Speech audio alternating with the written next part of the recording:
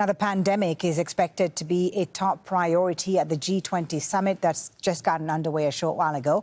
Saudi Arabia is hosting the virtual event, but there have been calls to boycott the meeting in protest against the kingdom's human rights records.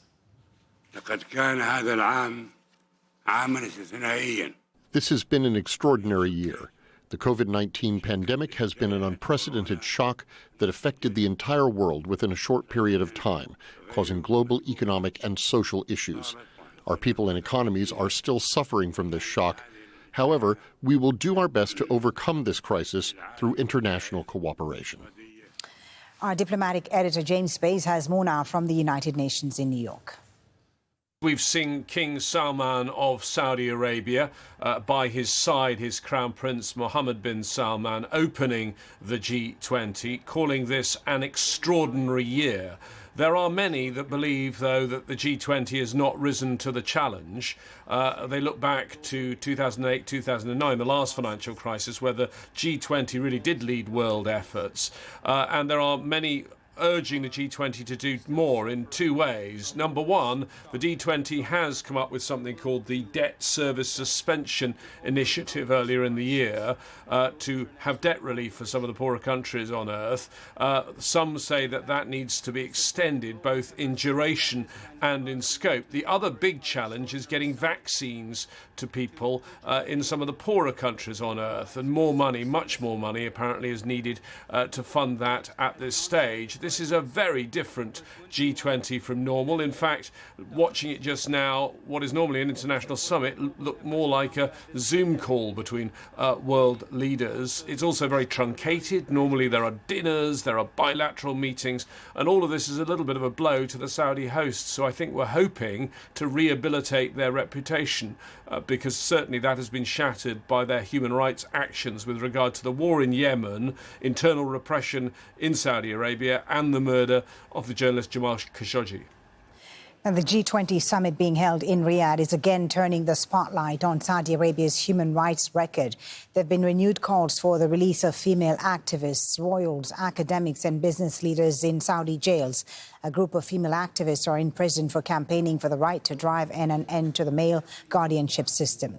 Muslim scholar Salman al-Auda was arrested in September 2017 and faces the death penalty. He's been charged over alleged ties to the Muslim Brotherhood and for demanding government reforms. And there are concerns for a group of Saudi royals and business leaders detained 3 years ago at a hotel in Riyadh. The most recent arrests include Mohammed bin Nayef, the former crown prince, and a nephew of King Salman. Let's speak to Sunjeev Bery about this. He's executive director of Freedom Forward, an organization working to end U.S. alliances with non-democratic governments. He's via Skype from Washington. Very good to have you with us. So, as we heard there, a G20 of a different kind underway in Riyadh. And I know your organization had urged political leaders to boycott the summit over Saudi Arabia's human rights issues. But a number of leaders are nonetheless taking part, using justifications including that this provides the opportunity for the kingdom to perhaps walk back its human rights abuses. Do you believe that could be the case? It could happen? Well, Saudi Arabia's dictatorship is in a very difficult position right now. It's losing its patron in the United States, the corrupt Trump presidency. And on top of that, you have hundreds of elected officials across Europe and the United States who've called for a boycott of Saudi Arabia's G20. 400-something members of parliament in the European Parliament, 45 members of the U.S. Congress, members of parliament in the United Kingdom. The list goes on. And so there's a widespread tide of discontent and rejection of Saudi Arabia's monarchy as a host for this event because of Saudi Arabia's horrific human rights record. But some important leaders are nonetheless attending, including Germany's chancellor. Do you think they'll have an opportunity at all to raise these issues, especially when the summit is virtual? Absolutely. And we've heard anecdotally that many governments have been engaging both publicly and privately because everyone's fed up. You know, the Saudi Arabia's crown prince, Mohammed bin Salman, has been an extraordinarily reckless and brutal leader. He has plunged the next door neighboring country of Yemen into a coronavirus pandemic through his repeated bombing and blockades of Yemen, while simultaneously arresting people who've peacefully called for reforms inside Saudi Arabia. not to mention sending a death squad to kill Jamal Khashoggi in Turkey.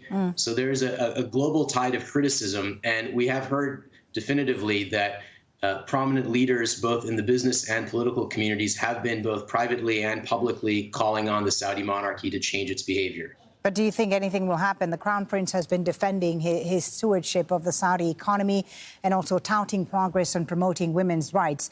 And Saudi authorities have said time and time that people have to understand that change on human rights doesn't happen all at once.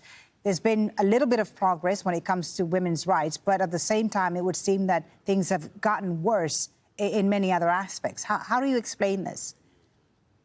So this isn't a question of culture. This isn't a question of political evolution. This is a question of a leadership group in Saudi Arabia that uses torture and brutality to silence its opponents and to silence critics who simply want more freedom. And because of that, any claim by Saudi Arabia's crown prince or by Saudi Arabia's ambassador to the U.S., Princess Rima, that things take time is just nonsense. It's propaganda, because all they have to do is say, we're not going to do this anymore. We're going to free Lujain Al-Hathloul. We're going to stop bombing Yemen, and the violence ends. Right. Until now, many countries have been willing to set aside reservations about being involved with Saudi Arabia. Are you hopeful that with a new administration coming into the U.S., the Biden administration set to come in January, that things could change, that we could see more pressure on Saudi Arabia, unlike the way the Trump administration has dealt with the kingdom?